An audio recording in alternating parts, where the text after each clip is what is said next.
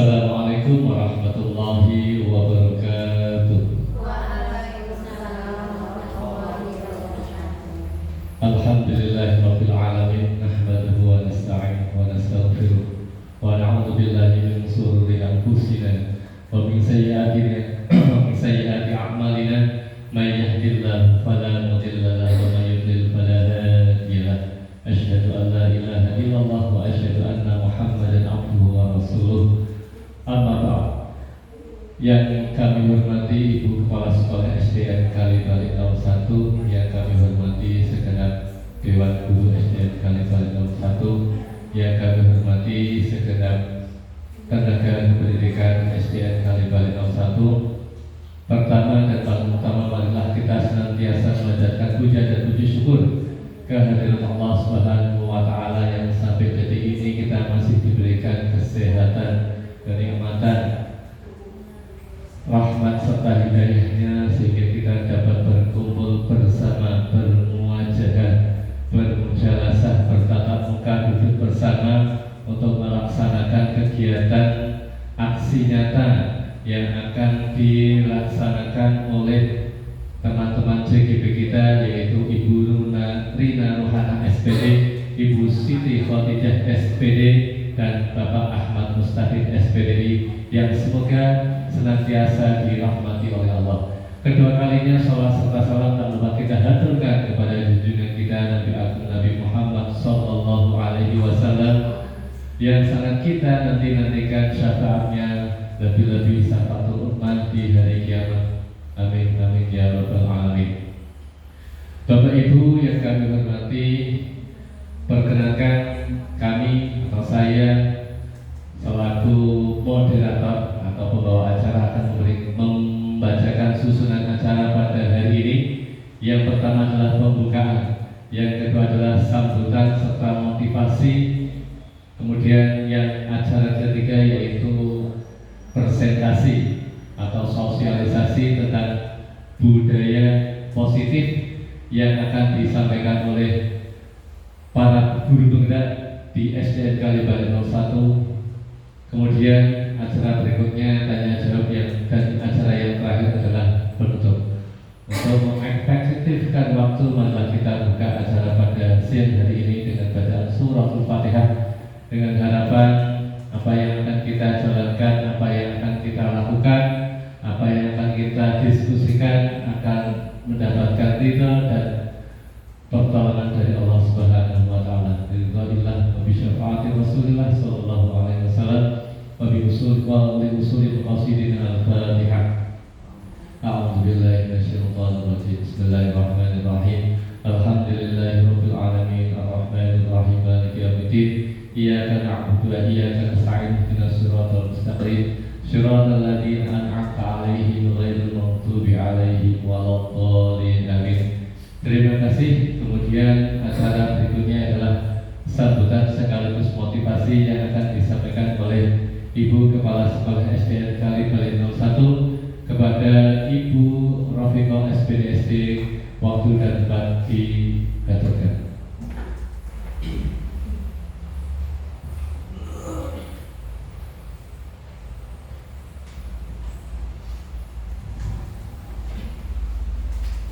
Assalamualaikum warahmatullahi wabarakatuh. A'udzu billahi minasyaitonir rajim. Bismillahirrahmanirrahim. Alhamdulillahirabbil alamin wa bihi nasta'inu ala umuri dunya waddin. Wassalatu wassalamu ala sayyidina Muhammadin wa ala alihi wa sahbihi ajmain. La haula wala quwata illa billahil aliyyil azim. Amma ba'du. Yang kami hormati Bapak dan Ibu Dewan Guru SDN Kalibalik 01, yang kami hormati juga selaku 3 Bapak Ibu yang menjadi guru penggerak di SDN Kalibalik 01 ini. Pertama-tama mari kita semua memanjatkan puja dan puji syukur kehadirat Allah Subhanahu wa Ta'ala, yang mana pada hari Rabu tanggal 14 Agustus 2024 semua rekan-rekan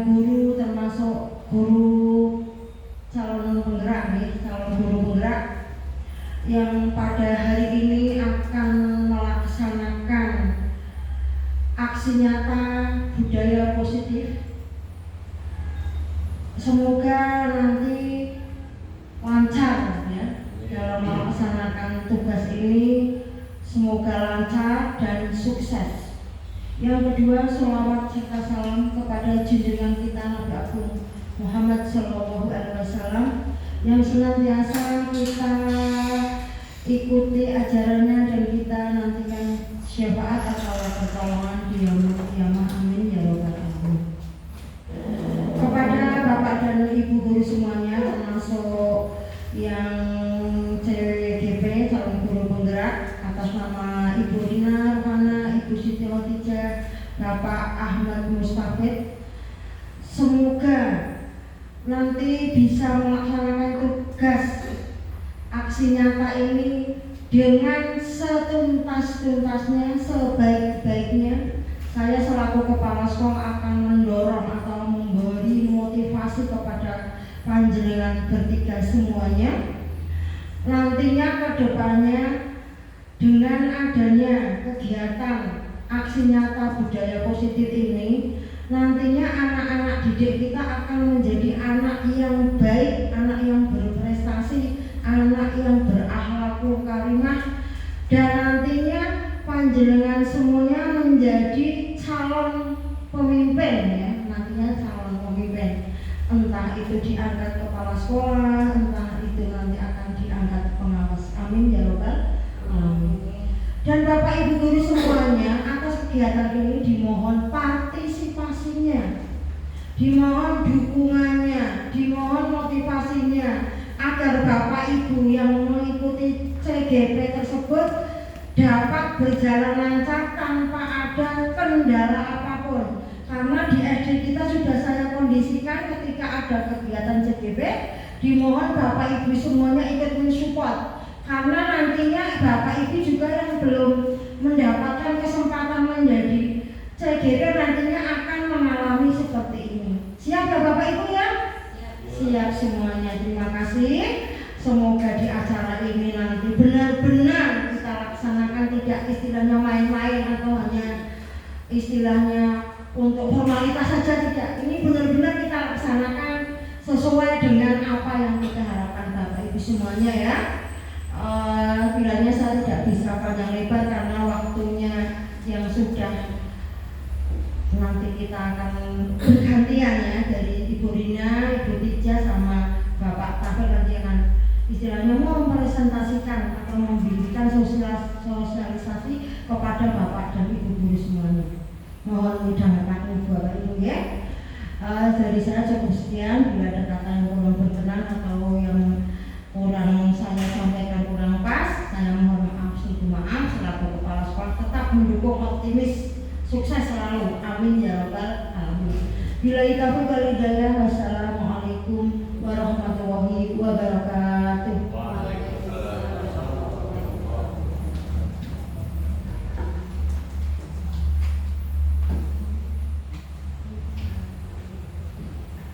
Terima kasih kami sampaikan.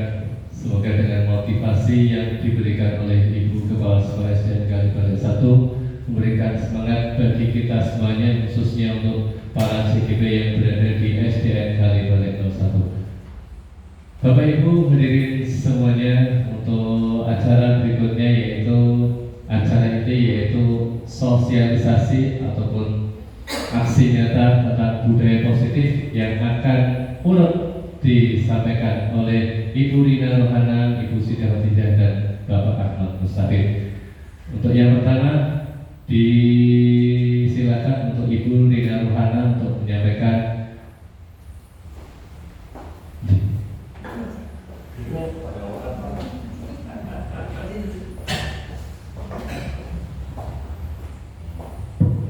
Assalamualaikum warahmatullahi wabarakatuh.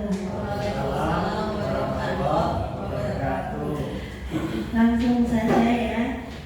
Yang pertama yaitu tentang budaya positif yang akan kita bahas pada siang hari ini pada tanggal 14 Agustus 2024. Yaitu isi materi yang pertama ada perubahan paradigma, yang kedua teori motivasi hukuman dan penghargaan, serta restitusi. Yang ketiga, kebutuhan dasar manusia.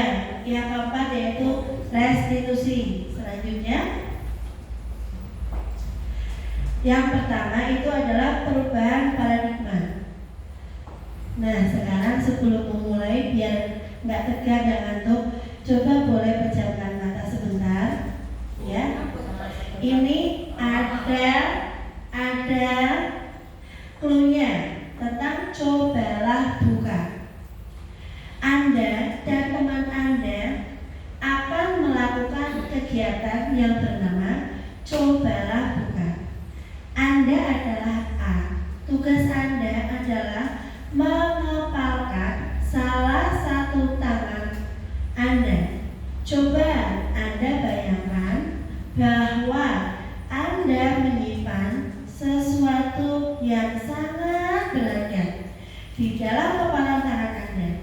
Anda perlu menjaga benda tersebut sekuat tenaga Anda, karena begitu pentingnya untuk kehidupan Anda.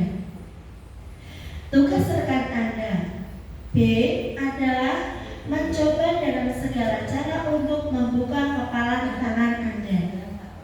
Teman Anda B boleh membujuk, menghardik, mengintimidasi, memarahi, menggoda, menggelitik, bahkan menawari Anda uang agar Anda bersedia membuka kepalan tangan Anda. Nah, sekarang saya ingin bertanya kepada salah satu guru di sini, ya. Sudah tadi memejamkan mata sebentar dan membayangkan apa yang ada di telapak tangan Anda? Sudah, ya? Ini saya ingin bertanya dengan Bu Kartika saja, ya. Nah, kira-kira misalkan Ibu Nur itu ingin memberi Anda pilihan membuka telapak tangan Anda atau Anda diiming-iming dengan uang 10 juta, milih yang mana? Tetap membukanya atau tetap bersikuku untuk menutup, mengunci rapat-rapat kepala tangan Anda? Bagaimana Ibu Watia? Menutup. Nah, kalau sudah menutup, alasannya apa? Kenapa kok menutup kepala tangan? Karena nominal yang ditahan sama yang ditawarkan berbeda. Iya, ada lagi selain itu nominalnya, apakah dengan nominal itu lebih berharga kepala tangan Anda? Iya. Karena lebih berharga sekali dengan uang 10 juta? Iya. Bagus. Berarti kita apresiasi untuk jawaban dari Ibu Watika.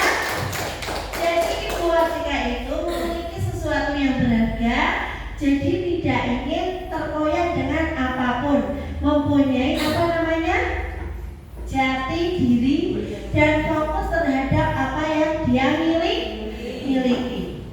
Selanjutnya Bapak. Nah, ini tentang miskonsepsi dari makna kontrol, ya.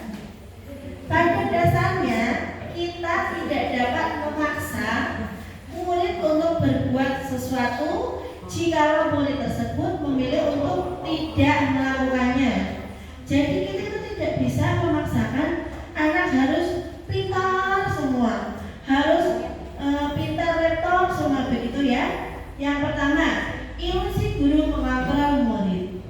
Berarti murid itu harus manut dengan gurunya. Yang pertama. Yang kedua, ilusi bahwa semua kekuatan positif, efektif dan bermanfaat. Yang kemudian selanjutnya, menggunakan kritik dan rasa bersalah untuk mengontrol murid menuju pada identitas gagal. Yaitu yang ketiga, ilusi bahwa kritik dan membuat orang merasa bersalah dapat menguatkan karakter. 4. Ilusi bahwa orang dewasa memiliki hak untuk memaksa. Itu menjadi sebuah kegagalan, ya. Kemudian penguatan positif atau bujukan adalah bentuk-bentuk kontrol. Banyak orang dewasa yang percaya bahwa mereka memiliki tanggung jawab untuk membuat murid-murid berbuat hal-hal tertentu. Bagaimana seorang bisa berubah dari paradigma stimulus respon kepada pada pendekatan teori kontrol. Stephen R. Covey atau Principle Centered Leadership 2020 mengatakan bahwa bila kita ingin membuat kemajuan perlahan, sedikit-sedikit, ya, tidak langsung berubah. Ubahlah sikap atau perilaku Anda. Namun, bila kita ingin memperbaiki cara-cara utama kita, maka kita perlu mengubah kerangka atau acuan kita.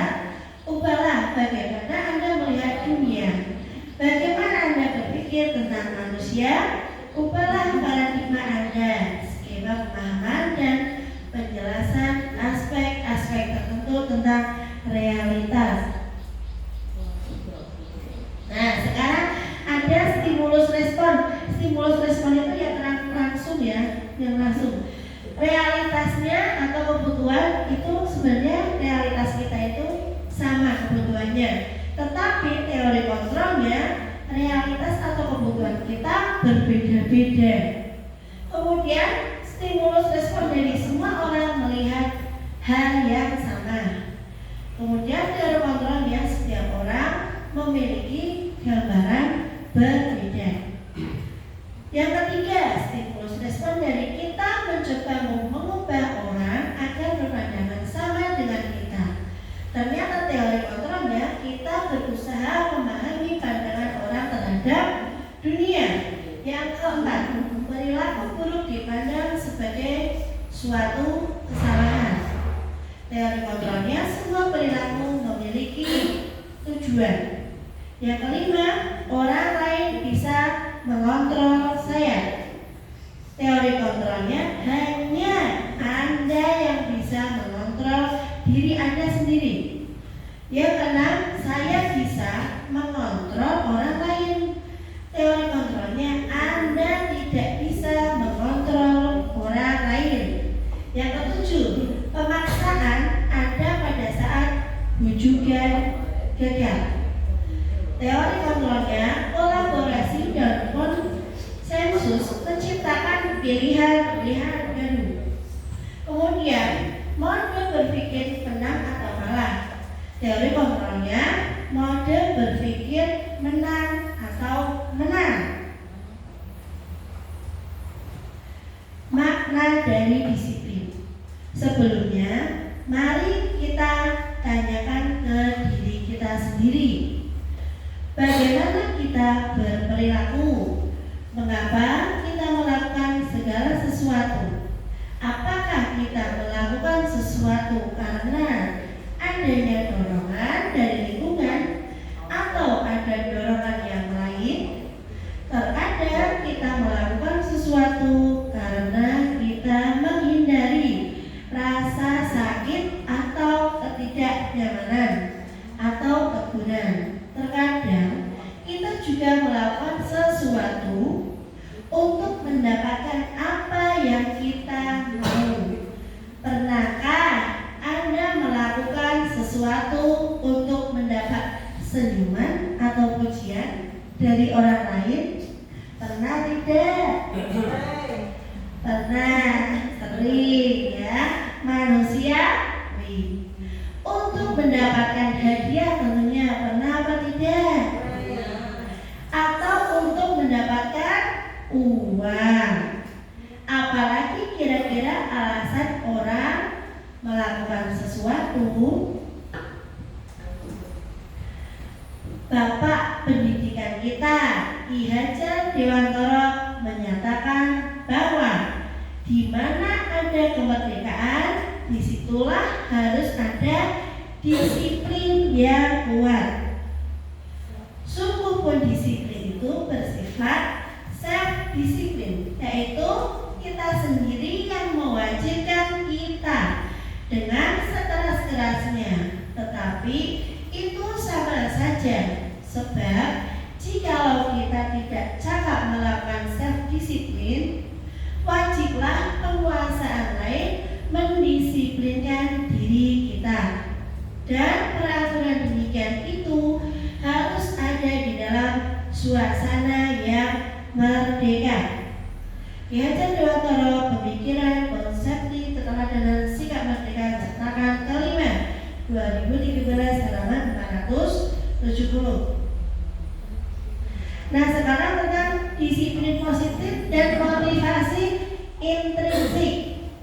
Dengan kata lain, seorang yang memiliki disiplin diri berarti mereka bisa bertanggung jawab terhadap apa yang dilakukan karena mereka mendasarkan tindakan mereka pada nilai-nilai kebajikan universal. Contohnya apa?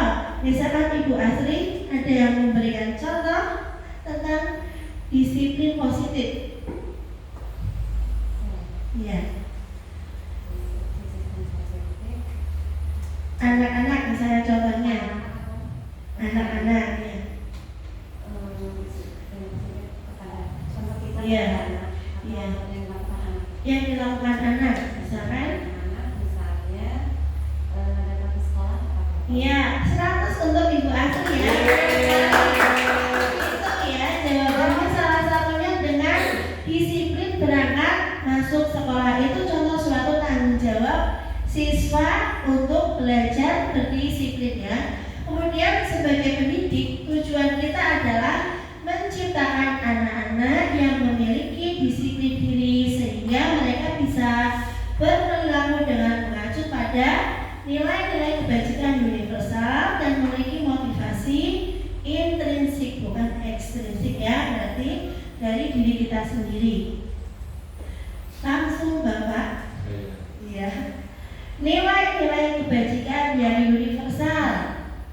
Nilai-nilai kebajikan adalah nilai-nilai atau prinsip-prinsip mulia yang dianut seseorang. Nilai-nilai kebajikan universal adalah nilai yang diyakini dan sudah menjadi kesepakatan bersama. Dari profil pelajar Pancasila yaitu beriman, bertakwa kepada Tuhan Yang Maha Esa dan berakhlak mulia, mandiri, bernalar kritis, berkebinekaan global, bergotong royong dan kreatif. Kemudian 9 pilar karakter Indonesian Heritage Foundation IHF. Yang pertama, cinta Tuhan dan segenap ciptaannya. Kemudian kemandirian dan tanggung jawab, kejujuran yaitu amanah, diplomatis, hormat dan santun, dermawan, suka menolong dan gotong royong, percaya diri, kreatif dan bekerja keras, kepemimpinan dan keadilan, baik dan rendah hati, toleransi, kedamaian dan persatuan. IBO Primary Years Program atau PYP atau sikap murid. Yang pertama itu toleransi, rasa hormat, integritas, mandiri, menghargai, antusias, empati, keingintahuan, kreativitas, kerjasama, percaya diri, serta mempunyai komitmen. Yang terakhir, the seven essential virtues, building moral intelligence, Michael Burber, yaitu empati, suara hati, kontrol diri, rasa hormat, kebaikan, toleransi, dan keadilan. Petunjuk seumur hidup dan keterampilan hidup, lifelong witness and life skill, keterampilan hidup. Dapat dipercaya, lurus hati, pendengar yang aktif, tidak merendahkan orang lain, memberikan yang terbaik dari diri. Petunjuk hidup, peduli, penalaran, bekerja sama, keberanian, keingintahuan, usaha, keluasan, fleksibilitas, berorganisasi, kesabaran, keteguhan hati, kehormatan, memiliki rasa humor, berinisiatif, integritas, pemecahan masalah, sumber pengetahuan, tanggung jawab, persahabatan. Nah, ini bisa dilihat dari datanya ya, The Virtues Project atau proyek nilai-nilai kebajikan. Nah, kemudian kalau peduli itu isinya apa? Ada apa aja? Keterus-terangan, kebersihan, komitmen, belas kasih, percaya diri, belas kasih, bertujuan dengan rasa dan gotong royong. Kemudian saya mau bertanya ya kepada Ibu Lala, kalau misalkan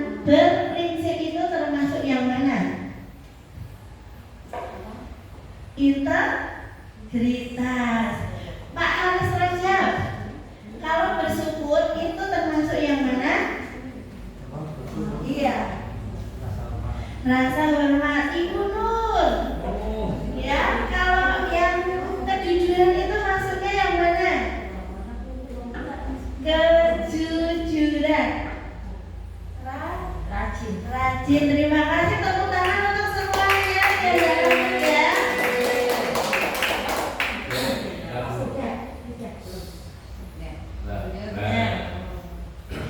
Jadi kalau rajin itu ada keberanian, kesantunan, kreatif, semangat. Apalagi Ibu Nur, ngantuk ya, udah siang ya. Semangat, kedermawan, kejujuran, dermawan lagi, harga diri, rendah hati. Sekarang integritas coba boleh dibacakan kepada Ibu Watika. Yang integritas. Integritas adalah kebahagiaan, keadilan, baik hati, kesetiaan, berprinsip, bersahaja, keteraturan, kedamaian, dan keteguhan hati. Tepuk tangan untuk Ibu. Yang terakhir, rasa hormat, monggo kula haturkan kepada Ibu AS. Pak Haris. Rasa hormat, tanggung jawab, pengabdian, bijaksana, bersyukur, toleransi, percaya, tulus hati, ketegasan, dan pengertian. Ya, 100 untuk Pak Haris. Terima kasih Ibu Watika. Pak Haris Rajab selanjutnya.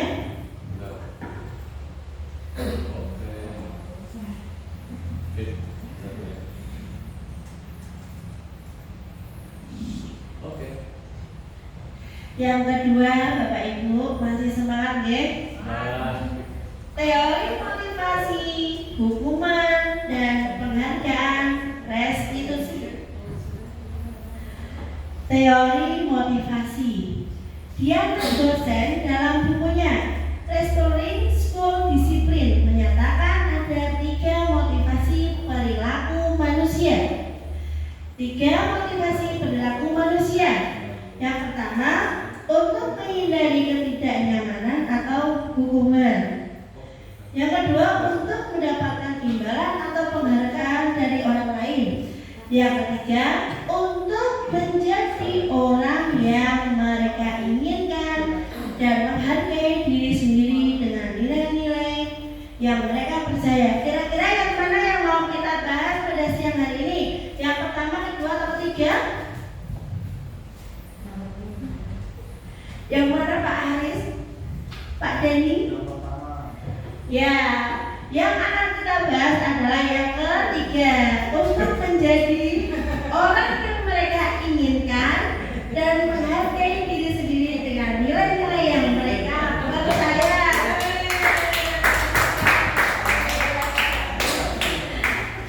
Nah, inilah tujuan kita ya. Tujuan dari disiplin positif adalah menanamkan motivasi yang ketiga, ya Pak Haris ya, pada murid-murid kita, yaitu untuk menjadi orang yang mereka inginkan dan menghargai diri sendiri dengan nilai-nilai yang mereka percaya.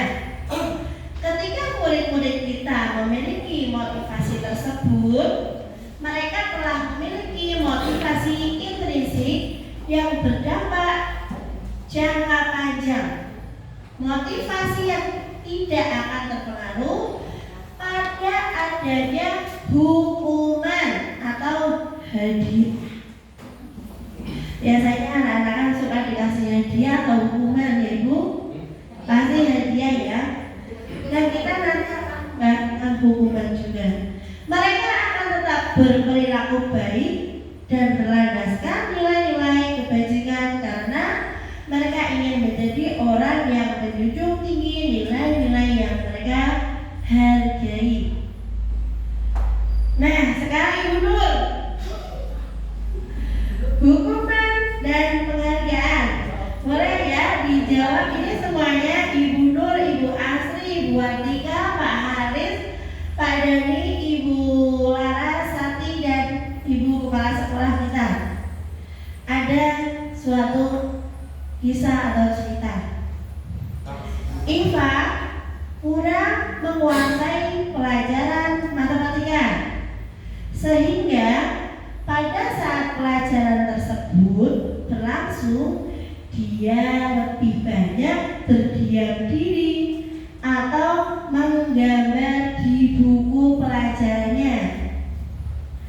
Pada saat guru matematikanya, Pak Seno, menanyakan pertanyaan, Iva menjadi gugup dan tak sengaja menjatuhkan tasnya dari kursi, serta tiba-tiba menjadi gagap pada saat berupaya menjawab. Seluruh kelas pun tertawa melihat perilaku Iva yang bicara tergagap dan terkejut tersebut.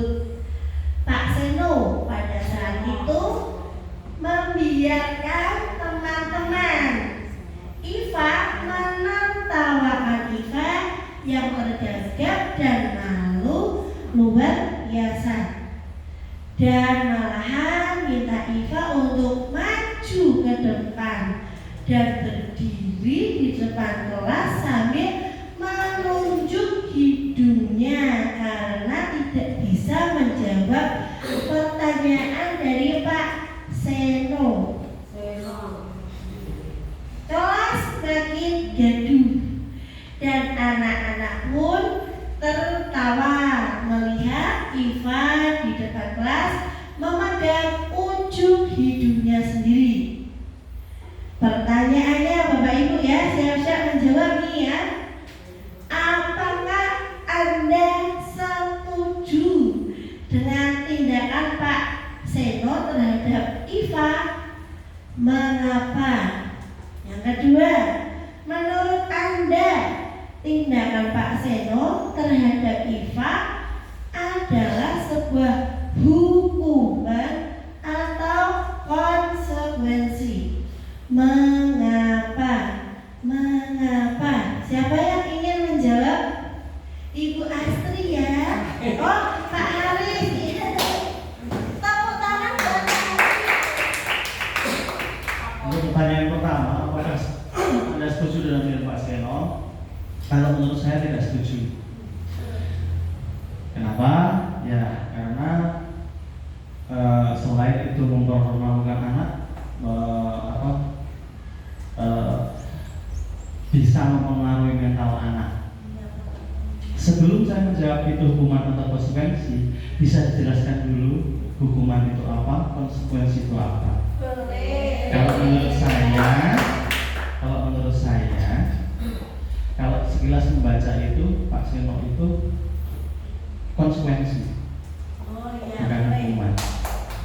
Monggo dijelaskan dulu hukuman itu apa, konsekuensi itu apa. Hukuman itu biasanya membuat anak itu down dan menyakiti juga perasaan ataupun jika ketidaksengajaan dengan perilaku ya, biasanya kan ada perilaku tes gitu, itu bisa menyakiti siswa. Kemudian hukuman itu juga termasuk merendahkan siswa pada di hadapan teman-teman lainnya. Kalau konsekuensi itu menurut saya adalah tanggung jawab dari perbuatan yang dia lakukan. Jadi misalkan contohnya anak mencoret-coret tembok, konsekuensinya apa kira-kira? Apakah dicewek? Ya, membersihkannya. Jadi kita tidak menyakiti atau memberi hukuman kepada siswa tersebut. Boleh jawaban dari Pak Ars itu bagus ya, beri apresiasi untuk Pak Aris. Kemudian nggak apa-apa, beda pendapat itu sudah biasa ya. Kemudian ada lagi, kalau anak mendapatkan hukuman, seseorang mendapat hukuman itu kan melalui proses keadilan. Betul. Maksudnya dulu. Nah kalau itu kan tindakan langsung Iya. tanpa dikasih keadilan dulu, tanpa Iya. dikasih alasan bukti, tiba-tiba disorai gurunya kok tidak nanti dulu masih didiamkan, berarti itu kan respeknya langsung. Betul. Jadi sebenarnya hukuman itu tidak harus menunggu ada keadilan. Contohnya Pak Seno ini kalau menurut yang saya analisis ya, itu suatu bentuk hukuman. Jadi mempermalukan anak di depan siswa, kemudian siswa itu merasa bisa jadi sakit hati ya Pak sampai rumah, kemudian dan dia juga karakter atau mentalnya terbentuknya, jadi dia merasa sudah dipermalukan seperti itu. Kemudian ada yang mau menjawab yang kedua? Ada tadi ya pertanyaannya? Oh sudah langsung dijawab oleh Pak Aris. Yang lainnya jangan meli ya, belum menjawab. Oh Pak Dani pengen menjawab juga? Oh ini Pak Dani pengen melukis ya? Mau menjawab Bapak? Tidak. Selanjutnya hukuman, konsekuensi, dan restitusi. Identitas gagal dan identitas sukses. Hukuman, sesuatu yang menyakitkan harus terjadi. Tidak nyaman untuk murid atau anak untuk jangka waktu panjang. Korban mendapatkan keadilan. Murid atau anak akan tersakiti. Konsekuensi atau dari disiplin, sesuatu harus terjadi. Kemudian tidak nyaman untuk murid atau anak murid untuk jangka waktu pendek. Korban bisa diabaikan. Kemudian murid atau anak dibuat tidak nyaman. Konsekuensi juga seperti hampir sama dengan hukuman ya, tapi tidak menyakiti juga, perasaannya secara herbal dan secara fisik juga. Kemudian kalau disiplin dari restitusi, restitusi itu merupakan suatu pilihan. Jadi tidak ada hukuman, tidak ada konsekuensi, tapi siswa itu nanti bisa merubah perilaku mereka sendiri dengan tentunya bimbingan dari guru. Kemudian menguatkan untuk murid atau anak dalam jangka waktu panjang. Berarti karakteristiknya itu dia tidak ada merasa tersakiti atau tidak merasa minder atau down, walaupun dia membuat kesalahan di kelasnya. Kemudian korban mendapatkan ganti. Kemudian murid atau anak mendapatkan penguatan dari guru tersebut. Lagi Butija, ini ya, hukuman perilaku pasif agresif meningkat. Konsekuensinya penguatan hanya bertahan dalam jangka waktu pendek. Kalau restitusi, masalahnya akan terpecahkan. Kemudian sistem tidak akan berjalan bila murid tidak takut. Konsekuensinya memerlukan monitoring dan supervisi terus-menerus dari guru. Kalau restitusi, murid belajar bertanggung jawab untuk perilakunya. Yang ketiga, hukuman berlaku hanya pada sebuah institusi, tidak berlanjut pada kehidupan yang nyata. Konsekuensi membantu penerapan mengikuti peraturan dalam masyarakat. Restitusi fokus pada pemecahan masalah dalam jangka waktu panjang. Hukuman peraturannya adalah kamu harus tidak boleh menolak, itu hukuman. Kemudian konsekuensi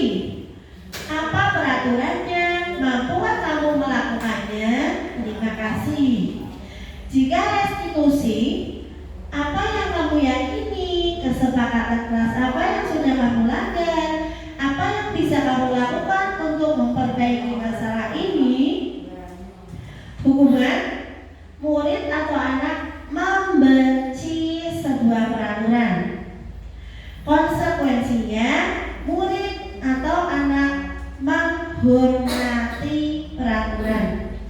Restitusi, murid atau anak menghormati dirinya dan orang lain. Kemudian negatif, netral, dan sikap positif. Jadi tadi itu kalau hukuman itu adalah negatif, kalau misalnya tadi konsekuensi itu netral, jika restitusi adalah hal yang positif. Yang negatif dulu dari hukuman, awas kalau dilakukan lagi ya, nanti awas kamu. Netral, lakukan apa yang saya katakan. Positif, apakah hal ini yang sesungguhnya ingin kamu lakukan? Kalau hukuman yang negatif adalah mode paksaan, jadi dipaksa. Kalau netral, stimulus, respon. Kalau positif yaitu teori kontrol. Yang ketiga, mendorong menyalahkan diri. Berarti kalau hukuman itu menyalahkan diri sendiri. Katamu guru aku kayak bodoh, kelas bodoh, kali-kali bodoh gitu ya. Kalau netral itu mendorong kepatuhan, berubah jadi patuh. Jika yang positif itu mendorong disiplin positif. Kemudian konsep diri buruk dari hukumannya. Kemudian kalau yang netral, konsep diri baik. Yang positif, konsep diri kuat. Negatif, murid atau anak belajar menyembunyikan kesalahan, jadi tidak jujur. Kalau netral, murid atau anak belajar taat peraturan. Kalau positif, murid atau anak belajar memecahkan masalah. Yang negatif, mencoba mengontrol anak dengan penguatan negatif atau membayar impas kesalahan, diwales namanya itu hukuman gantian. Kalau netral, mencoba mengontrol anak dengan penguatan yang positif. Yang positif, anak paham bahwa dirinya sendiri yang pegang kendali kontrol. Masih bekerja? Iya. Oh, bekerja. Oh, masih saya. Iya. Kemudian hukuman. Nah, dampak pada murid merasa marah, merasa bersalah, rendah diri, jadinya nggak pede karena sering dihukum, mengasingkan diri, disalah-salahkan terus oleh guru, wes diseneni disalahke, gitu ya. Terus kalau disiplin yang kita terapkan, yang akan kita terapkan itu konsekuensi, benda kehilangan haknya, waktu jeda seorang diri atau time out, penahanan, detention. Kemudian restitusi, ini yang paling bagus ya, disiplin positif yang harus kita gerakkan. Murid atau anak tidak kehilangan waktu, namun bersemangat untuk memperbaiki diri. Jadi anak yang melanggar di kelas itu sekarang tidak boleh ada hukuman. Namanya kita harus mendisiplinkan dengan hal yang positif, yaitu kegiatan restitusi. Kemudian hukuman tiba-tiba tidak diharapkan atau sangat melukai. Nah ini Bapak Haris yang tadi itu harus ada suatu kesepakatan kalau hukuman itu ya. Nah itu bisa hukuman itu tiba-tiba mempermalukan di kelas gitu. Kemudian akal, netral. Ya, jadi nanti kalau sudah jadi guru penggerak, kalau Betul. masih melakukan hubungan pada anak, jadi gagal. Iya betul, betul sekali ya. Kemudian restitusi berupaya undangan untuk mengadakan restitusi. Jadi di kelas itu biasanya ada nanti masuk ke kelas atau ke ruangan bu guru ya. Kemudian ditanyakan, nah tadi kamu berbuat apa? Mengapa demikian? Misalkan mencubit temannya, oh tadi soalnya yang si A itu usir sama bu guru, sama saya bu guru, jadi saya membalas usir. Nah, nanti tindak lanjutnya perubahannya anak itu tidak dihukum, tapi dengan disiplin positif yang kita berikan, mereka itu bisa karakternya bisa berubah menjadi baik. Itu yang kita inginkan bersama. Kemudian apa Bu Tica? Dibuat oleh guru, hukuman itu dibuat oleh guru. Kemudian konsekuensi dibuat oleh guru dan tentunya kesepakatan dengan murid atau anak. Kemudian restitusi itu dibuat oleh murid atau anak. Jadi anak itu memilih. Terus aku cara mengubahnya dengan bagaimana? Biar tidak mencubit temannya, begitu, karena sudah ada kesepakatan atau keyakinan kelas yang kita. Kemudian hukuman menyakitkan guru menjalani konsekuensi dengan menyalahkan, mengkritik, menyindir, merendahkan, itu adalah sebuah hukuman. Konsekuensinya membantu guru menyatakan peraturan, melakukan peringatan dan menerapkan konsekuensi yang dibuat bersama. Kemudian yang restitusi menguatkan guru menyebutkan keyakinan kelas, membimbing kerangka acuan, berpikir restitusi murid atau anak. Sudah Bu Tica atau masih saya? Oh iya. Bapak Ibu masih semangat? Masih ya. Kita lanjutkan.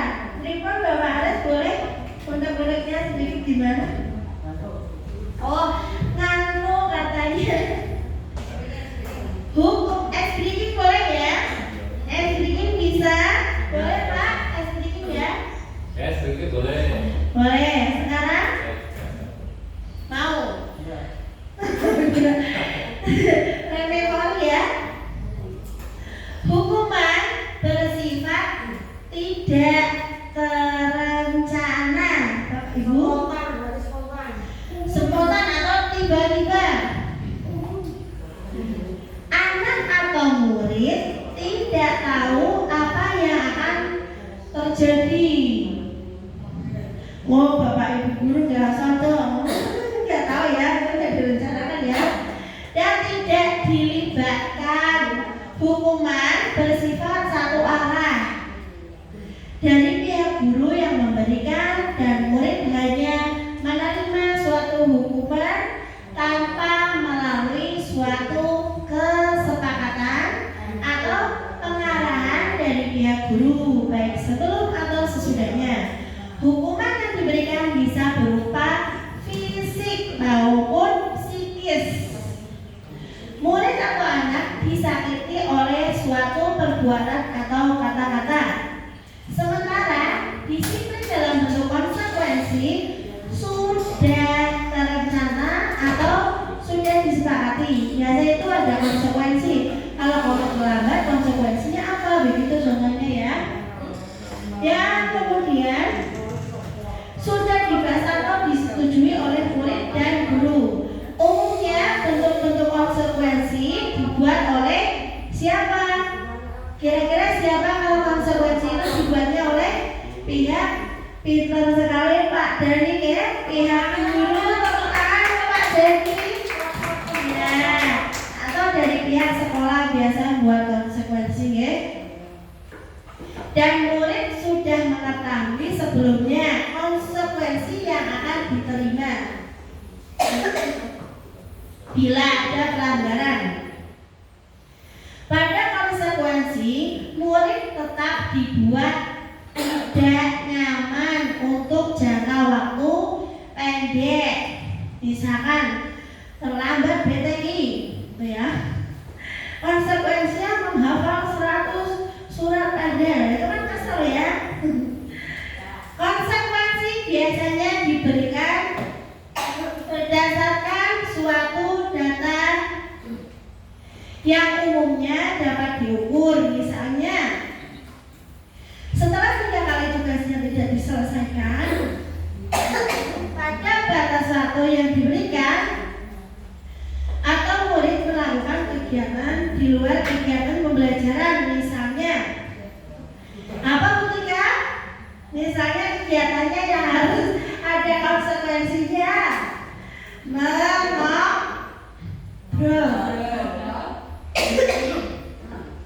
mengobrol, maka murid tersebut akan kehilangan waktu apa?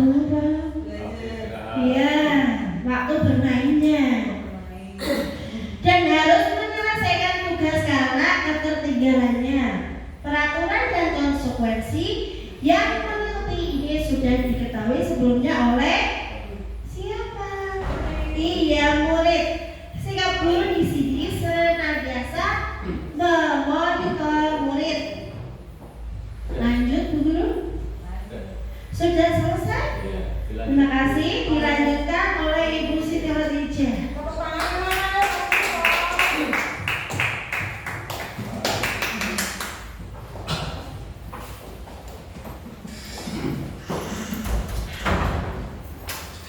Terima kasih. Assalamualaikum warahmatullahi wabarakatuh.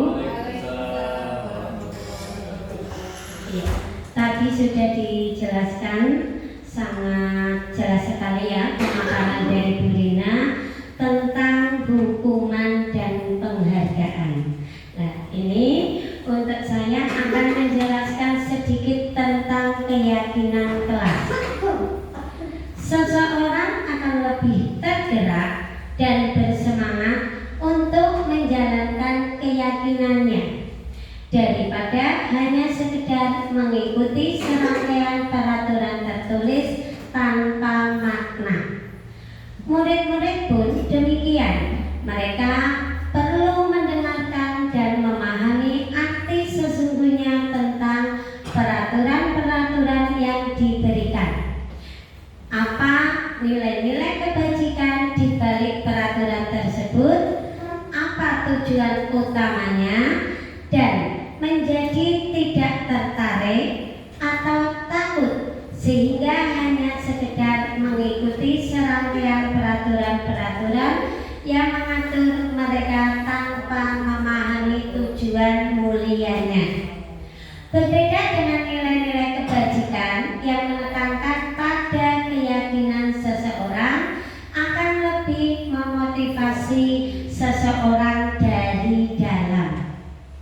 Nah, ini prosedur pembentukan keyakinan kelas. Apakah setiap kelas sudah membuat keyakinan kelas? Sudah ya, sudah semua. Kelas 1, kelas 2, 3, 4, 5, dan 6 sudah membentuk keyakinan kelas. Prosedur pembentukan keyakinan kelas yang pertama, mempersilahkan murid-murid di kelas untuk bercurah pendapat tentang peraturan yang perlu disepakati di kelas. Yang kedua, keyakinan kelas hendaknya tidak terlalu banyak sehingga mudah diingat dan dipahami oleh semua warga kelas. Yang ketiga, mencatat semua masukan-masukan para murid di papan tulis atau di kertas besar, di mana semua anggota kelas bisa melihat hasil curah pendapat. Yang keempat, tujuan tinjau kembali daftar curah pendapat yang sudah dicatat. Dan yang kelima, keyakinan sekolah atau kelas selanjutnya bisa diletakkan di dinding kelas di tempat yang mudah dipahami semua warga kelas. Ini contoh keyakinan kelas. Nah, di sini dicontohkan untuk keyakinan kelas 1. Jadi kalau kelas 1 untuk keyakinan kelasnya mungkin akan berbeda dengan kelas tinggi. Kelas 1 itu setiap anggota kelas itu perlu belajar. Setiap anggota kelas perlu semangat. Setiap anggota kelas perlu melakukan tugas. Setiap anggota kelas perlu saling menghargai dan setiap anggota kelas perlu merasa aman. Untuk contoh keyakinan kelas 1 untuk Bu Astrid bisa dibacakan untuk keyakinan kelas 1. Monggo Bu Astrid. Iya, yang kelasnya Bu Astrid sendiri. Mungkin untuk keyakinan kelas di kelas 1 di kelas saya sendiri yaitu salah satunya setiap anggota kelas harus mematuhi satu aturan yang sudah disepakati bersama. Setiap anggota kelas juga mensepakati kegiatan dan pembelajaran yang akan dilaksanakan. Kemudian setiap anggota kelas juga saling memahami dan juga melakukan sopan santun terhadap teman dan guru. Mungkin itu saja.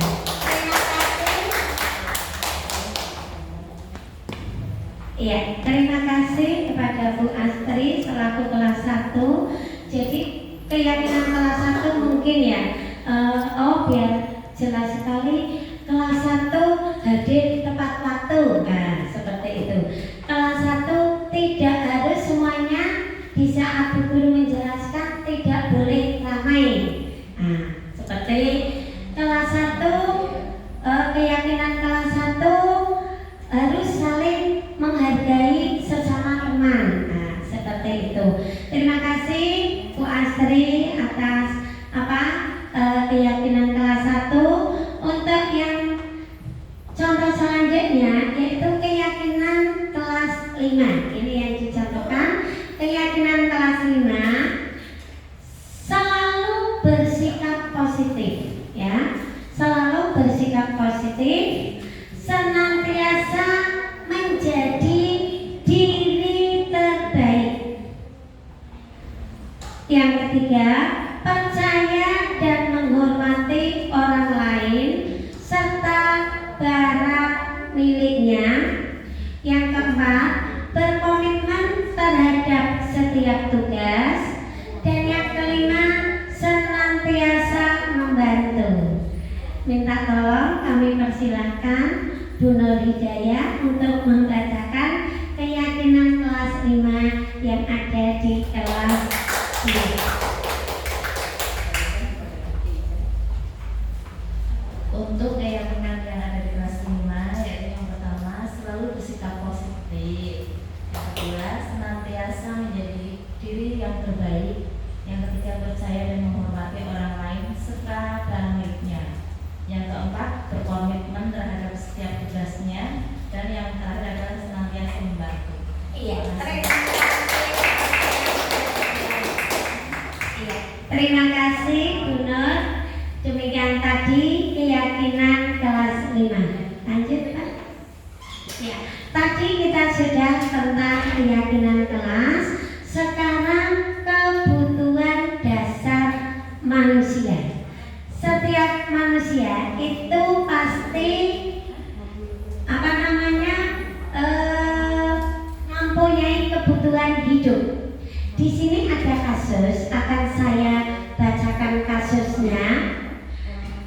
Ibu Ambar, guru wali kelas 2A di SD Pelita Hati, sedang bingung menghadapi ulah salah satu murid di kelasnya, Doni. Beberapa anak di kelas 2A telah datang padanya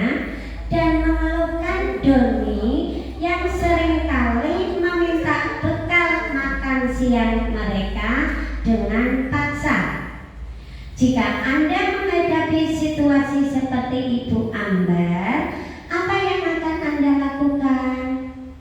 Menurut Anda, kira-kira apa alasan Doni melakukan hal itu? Sekarang saya akan meminta tolong kepada Ibu Watika Diana. Kami persilakan. Ya, terima kasih. Kalau misalnya berarti posisinya sebagai Bu Ambar. Iya, sebagai Bu Ambar. Iya, tidak apa-apa. Jawaban itu tidak ada yang salah, semuanya benar. Oke, ketika memposisikan sebagai Ibu Ambar, mungkin pertama yang akan saya lakukan adalah dari dulu kira-kira kenapa Doni tidak pernah membawa bekal. Nah, kemudian dilakukan pendekatan secara personal, diajak ngobrol, kemudian nanti dicarikan solusinya. Kalau bila solusi itu bisa kita bantu, mungkin kita bantu atau mungkin kita berikan arahan seperti itu. Dan kalau ditanya kira-kira kenapa alasan Doni melakukan itu, kita tidak bisa langsung menjudge begitu saja, tetapi harus tahu dulu, harus diteliti dulu lebih dalam apa yang menjadi dasar Doni melakukan hal tersebut. Terima kasih Bu Tika. Iya. Menurut apa tadi jawaban Bu Tika betul ya. Yang pertama kita tidak langsung apa ya istilahnya menilai Doni itu melakukan seperti itu, pasti kita akan cari tahu dulu, menggali informasi dulu mengapa Doni melakukan perbuatan seperti itu. Yang kedua, dengan pendekatan personal. Nah, itu. Dan kita tidak langsung istilahnya mengecam, oh Doni itu melakukan itu kenapa? Nah, sekarang coba kita lanjut Pak Tafet. Nah, di sini sebelum nanti saya jelaskan atau tentang kasus Bu Ambar tadi, bahwa kebutuhan dasar manusia itu ada 5. Ada 5 kebutuhan dasar manusia. Yang pertama yaitu bertahan hidup. Yang kedua, kasih sayang dan rasa diterima. Yang ketiga, penguasaan. Yang keempat, kebebasan. Dan yang kelima adalah kesenangan. Ini adalah 5 kebutuhan dasar manusia. Lanjut Pak. Kebutuhan bertahan hidup atau survival adalah kebutuhan yang bersifat fisiologis untuk bertahan hidup. Misalnya kesehatan, rumah, dan makanan. Kebutuhan biologis sebagai bagian dari proses reproduksi, termasuk kebutuhan untuk tetap bertahan hidup.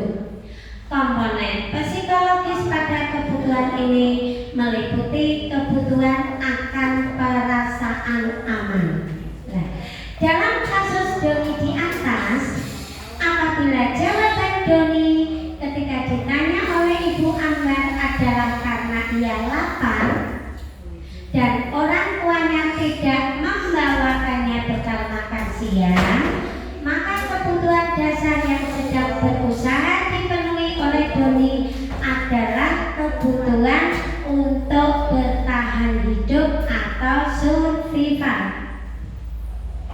Yang kedua, kasih sayang dan rasa diterima. Kebutuhan ini dan 3 kebutuhan berikutnya adalah kebutuhan psikologis. Kebutuhan untuk disayangi dan diterima meliputi kebutuhan akan hubungan dan koneksi sosial. Kebutuhan untuk memberi dan menerima kasih sayang dan kebutuhan suatu kelompok. Dalam kasus di atas, apabila Doni menjawab bahwa alasannya mengambil bekal temannya karena dia merasa senang temannya memperhatikan dia, maka kebutuhan dasar yang sedang dipenuhi Doni adalah kebutuhan akan kasih sayang dan rasa intim.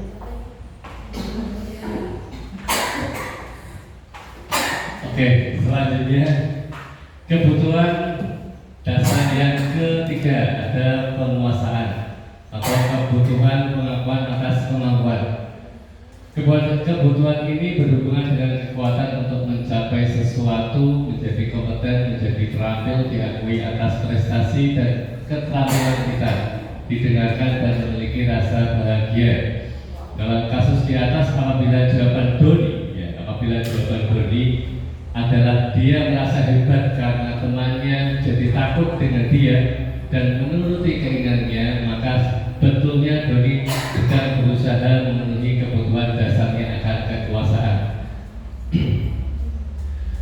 Ya, jadi ini masih nyambung dengan kasusnya tadi Doni ya. Jadi misalkan Doni itu tadi jawabannya ketika ditanya kenapa sih kamu tuh suka minta makanannya temannya, aku biar itu kok biar disegani, biar ditakuti sama teman-teman. Nah, ini berarti kebutuhan akan penguasaan. Lanjut Bu Tija. Kemudian kebebasan. Kebutuhan yang keempat adalah kebutuhan kebebasan. Kebutuhan akan pilihan. Kebutuhan untuk bebas adalah kebutuhan akan kemandirian, otonom, memiliki pilihan dan mampu mengendalikan arah hidup seseorang. Anak-anak dengan kebutuhan kebebasan yang tinggi menginginkan pilihan. Mereka perlu banyak bergerak, suka mencoba-coba, tidak terlalu terpengaruh orang lain dan senang mencoba hal baru dan menarik. Nih, dikaitkan lagi dengan kasusnya Doni tadi. Bila jawaban Doni, ya, dia merasa bosan dengan bekal makanan yang dibawa ibunya. Tiap hari makannya tempe terus ya kan, misalkan Doni dikasih tempe bersama ibunya. Nah, kalau teman-temannya itu gonta hati, lebih enak-enak. Nah, ini berarti Doni itu berarti sedang memenuhi kebutuhannya. Dalam hal ini adalah kebutuhan kebebasan. Yang terakhir adalah kesenangan. Kebutuhan untuk merasa senang. Kebutuhan akan kesenangan adalah kebutuhan untuk mencari kesenangan, bermain dan tertawa. Langsung saja dalam kasus di atas, kaitannya dengan kasusnya Doni. Misalkan Doni itu melakukannya karena iseng saja, ya, karena iseng saja, karena ia menikmati ekspresi wajah-wajah temannya yang kesal, yang nangis, yang seperti apa lah. Itu berarti Doni sedang memenuhi kebutuhan kesenangan. Ya. Lanjut. Ini ada yang kelima. Ada posisi kontrol. Langsung saja bertiga. Lanjut. Berikut ini akan disampaikan suatu program disiplin positif yang berpusat pada murid yang dikembangkan oleh Dan Dosen dengan pendekatan restitusi yang disebut dengan 5 posisi kontrol. Jadi ketika kita sebagai guru melihat anak melakukan suatu kesalahan, kita itu bisa berada pada 5 tempat ini. Yang pertama adalah penghukum, kedua membuat merasa bersalah teman, pemantau ataupun manajer. Lanjut Bu Tija. Penghukum, ya, penghukum itu contohnya ya, nadanya suaranya tinggi, dengan bahasa tubuh, mata melotot, jari menunjuk mengherdik, ya, terlambat lagi, pasti terlambat lagi, selalu datang terlambat. Kapan bisa datang tepat waktu? Nah, itu sebagai penghukum, ya kan? Hasilnya, ketika kita jadi seorang penghukum itu hasilnya gimana? Untuk anak-anak seperti apa? Kemungkinan besar murid akan merasa marah, dendam pada Pak Kabut lagi, ya, dendam kepada yang menghukum tadi, ya. Hasilnya berarti kurang baik. Kemudian yang kedua, membuat merasa bersalah. Hampir sama dengan tadi, ya. ini pakai ucapan, ya kan, ucapan, ya, pakai sindiran. Nada suara melas harus di bahasa tubuh merapat anak lesu. Adik, kamu ini bagaimana ya? Kamu sudah berjanji dengan ibu tidak akan terlambat lagi. Kamu kenapa ya senang sekali mengecewakan ibu? Ibu benar-benar kecewa sama kamu. Lanjut ya, hasilnya belum masih ada dua. Hasilnya muridnya seperti apa? Murid akan merasa bersalah telah mengecewakan ibu bapak gurunya. Murid akan merasa menjadi orang yang gagal dan tidak sanggup membahagiakan orang lain. Dalam hal ini membuat rasa bersalah itu juga dinilai kurang positif, ya, karena anak itu merasa gagal. Saya itu merasa jadi murid yang kurang bagus. Lanjut, Butija menjadi teman, ya kan? Dengan nada suara ramah, akrab dan bercanda, bahasa tubuh merapat pada murid, mata dan senyum sengaja. Adik, ayolah, bagaimana sih kamu? Kemarin kamu sudah janji ke bapak, bukan? Kenapa terlambat lagi? Yang akan dihasilkan, murid akan seperti apa? Murid akan merasa senang dan akrab dengan guru. Ini termasuk dampak positif. Hanya saja di sisi negatif, murid menjadi tergantung pada guru tersebut, ya kan? Oke, selanjutnya pemantau dengan nada suara datar, bahasa tubuh yang formal. Adik, tahukah kamu jam berapa kita mulai? Adik, tahu Pak Guru, kamu terlambat 15 menit. Apakah kamu sudah mengerti konsekuensi yang harus dilakukan bila terlambat, dan seterusnya, seperti itu. Itu pemantau. Kemudian hasilnya, murid memahami konsekuensi yang harus dijalankan karena telah melanggar salah satu peraturan sekolah. Guru tidak menunjukkan suatu emosi yang berlebihan, menjadi marah atau membuat merasa bersalah. Murid tetap dibuat tidak nyaman, yaitu dengan harus tinggal kelas pada waktu jam istirahat dan mengerjakan tugas. Guru tetap harus memantau murid pada saat mengerjakan tugas di jam istirahat karena murid tidak bisa tinggal seorang diri. Ini sudah lumayan bagus lagi, ya kan? Dan yang paling bagus adalah di posisi manajer. Jadi ketika kita menekan anak didik kita mungkin kurang tepat dalam perilakunya atau bersalah, nah yang paling tepat adalah posisi kita adalah sebagai manajer.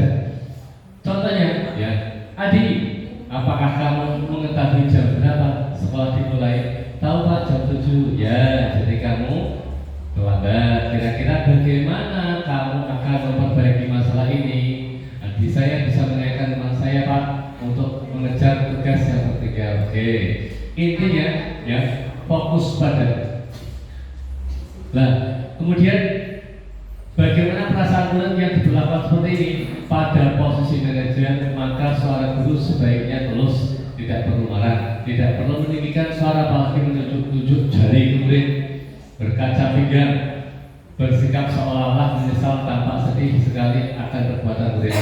Fokus pada murid, bukan untuk membahagiakan guru atau orang tua. Murid sudah mengetahui adanya suatu masalah dan sesuatu perlu terjadi. Bila guru mengambil posisi pemantau, guru akan melihat apa konsekuensi, apa peraturannya.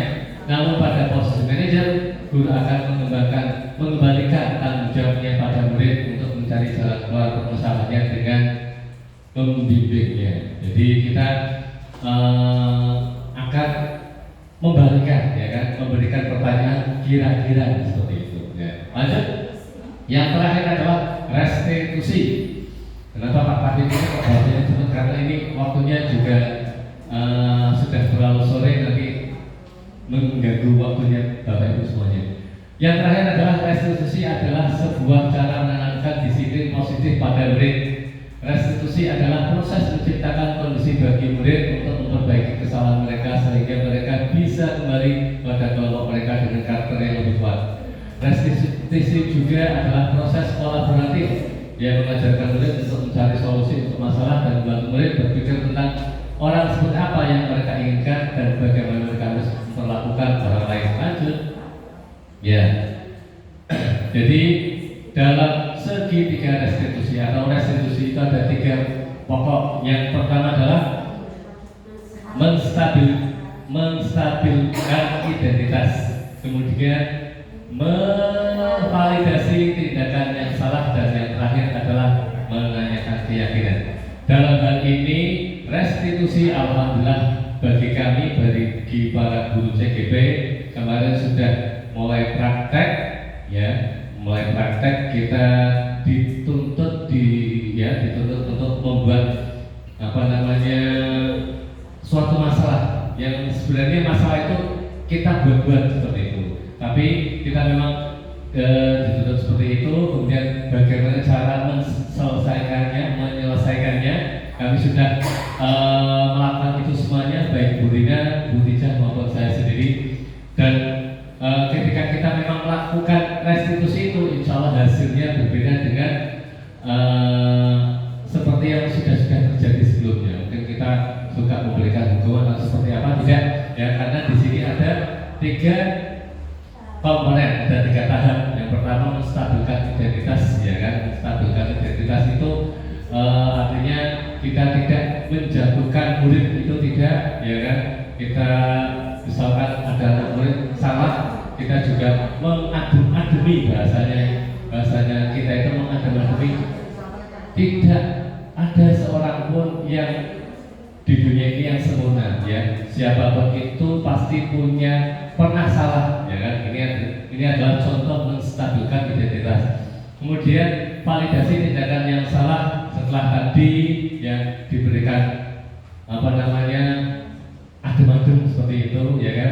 Validasi tindakan salah itu kita menanyakan kira-kira tadi pertanyaan yang salah apa, seperti itu ya. Itu nanti akan dijawab sendiri oleh si anak. Kemudian yang terakhir adalah menanyakan keyakinan, kira-kira di contohnya, contoh kata-katanya, misalkan ya kan, keyakinan kelas apa yang telah kita sepakati. Kalau Anda kira-kira melakukan itu lagi, kira-kira apa yang harus dilakukan, seperti itu. Atau ketika kamu tadi terlambat, berarti besok lagi harus seperti apa. Nah, itu adalah menanyakan keyakinan. Lanjut Bu Tija. Nah, ini tidak perlu saya sampaikan karena tadi sudah masuk ke apa yang sudah saya sampaikan. Lanjut lagi Bu Tija.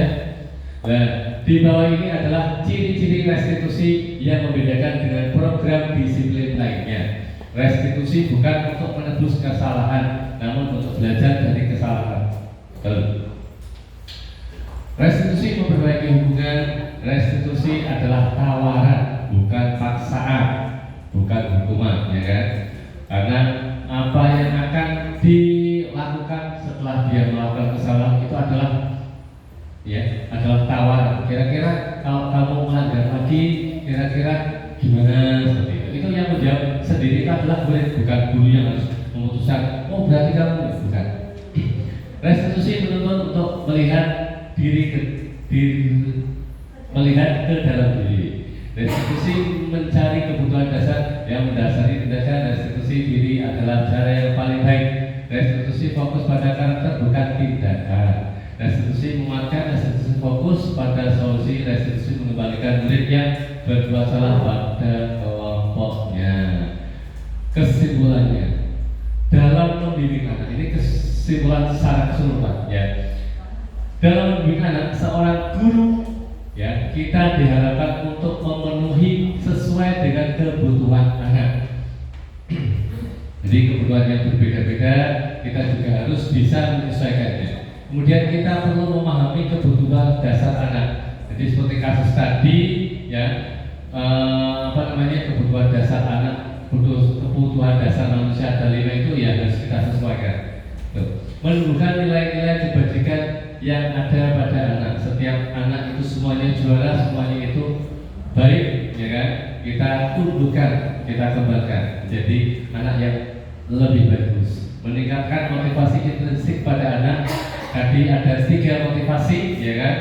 Motivasi yang paling bagus adalah motivasi intrinsik, ya kan? Kalau motivasi ekstrinsik itu kan tadi, kayak tadi misalkan, aku kalau melakukan ini biar dapat juara, aku kalau melakukan ini biar dapat pujian, aku kalau melakukan ini biar tidak dihukum sama Pak Taufik. Itu motivasi ekstrinsik. ekstrinsik, ya itu kurang bagus. Ya, motivasi yang bagus itu motivasi ekstrinsik yang lahir dari diri sendiri.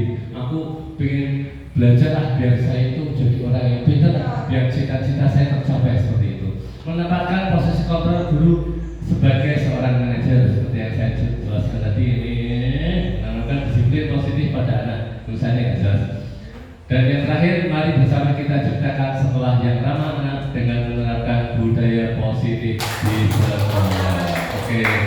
Dan akhirnya ini yang bisa kami bertiga sampaikan. Kira-kira ada diskusi dulu apa tidak? Cukup ya. Kalau cukup ada tambahan dari Bu Rina, Bu Rina? Ya. Tambahannya, terima kasih atas waktunya. Sudah meluangkan waktu sangat banyak untuk kegiatan aksi nyata 1-4 dengan tema budaya positif. Terima kasih untuk kepala sekolah dan rekan guru semuanya.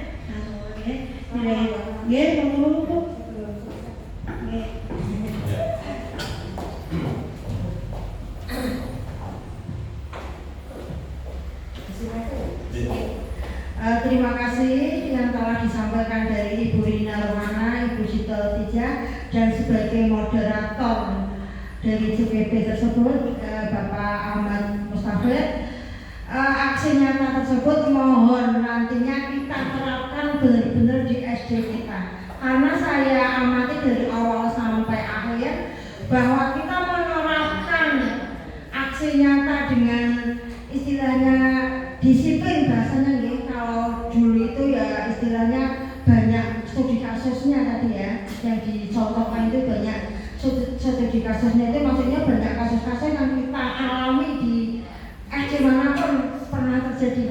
Maka untuk kedepannya dengan adanya panjenengan ikut CGB tersebut, bahwa disiplin atau disiplin yang positif mohon diterapkan sebenar-benarnya. Nanti istilahnya anak-anak kita itu akan menjadi anak yang terbiasa atau terdidik dengan aturan yang positif, tapi positif yang dengan hukuman-hukuman atau istilahnya suatu pemberian pujian juga pemberian hukuman, tapi yang positif yang sangat tidak merugikan anak. Tadi sudah dicontohkan dari awal sampai akhir bahwa kegiatan aksi nyata ini menggambarkan bahwa kalau anak yang nakal hukumannya seperti ini, tapi kita bisa mengarahkan ke yang positif yang membuat anak itu tidak kecewa. Terima kasih untuk teman-teman,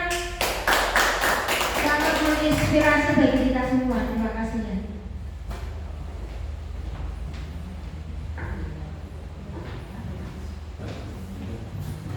Terima kasih Ibu Kepala Sekolah atas masukannya. Insya Allah kami bertiga dan guru lainnya ya, khususnya SDN, guru SDN Kalibalik 1, untuk budaya positif yang sudah ada di sekolah kita tetap akan kita kembangkan, akan tetap kita kembangkan supaya anak itu mempunyai karakter yang positif, ya, yang disiplin positif. Terima kasih atas waktunya. Demikian diseminasi aksi nyata budaya positif dari kami bertiga. Kurang lebihnya kami bertiga mohon maaf apabila ada kata-kata yang kurang berkenan di hati Bapak Ibu semua. Terima kasih. Wassalamualaikum warahmatullahi wabarakatuh. Waalaikumsalam.